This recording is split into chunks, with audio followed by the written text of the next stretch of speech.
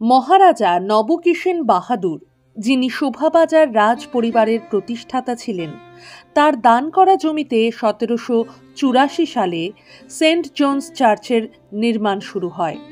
একটি public lottery system গির্জা নির্মাণের জন্য অর্থ সংগ্রহ করতে সাহায্য করেছিল। এই ঐতিহাসিক স্মৃতিস্তম্ভের পিছনের স্থপতি হলেন জেমস এক, যিনি নিও ক্লাসিক্যাল শৈলী অনুসারে গির্জার নকশা করেছিলেন।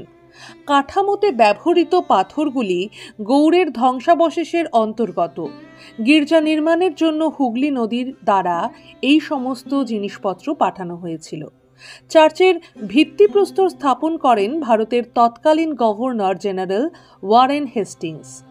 সেন্ট জনস চার্চে কলকাতা এবং চার্চ সম্পর্কে প্রত্নবস্তুর একটি সমৃদ্ধ সংগ্রহ রয়েছে, যেগুলোকে উল্লেখযোগ্য ঐতিহাসিক মূল্য বলে মনে করা হয়।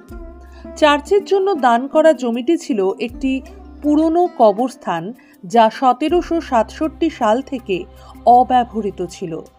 কলকাতার প্রতিষ্ঠাতা জব চার্নককে তার পরিবারের সাথে এখানে সমাহিত করা হয়েছিল। যখন গির্জাটি নির্মিত হয়েছিল, এটি পুরনো সমাধিগুলোর উপরে নির্মিত হয়েছিল, তবে মৃত ব্যক্তির দেহাবশেষ নিয়ে যাওয়া হয়েছিল।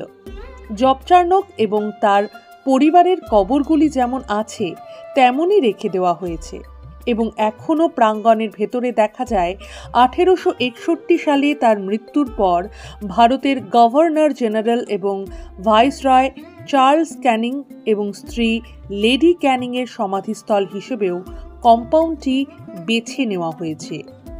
ব্ল্যাক হোল মনুমেন্ট, যা 1940-এর দশকে চার্চ প্রাঙ্গণে স্থানান্তরিত হয়েছিল।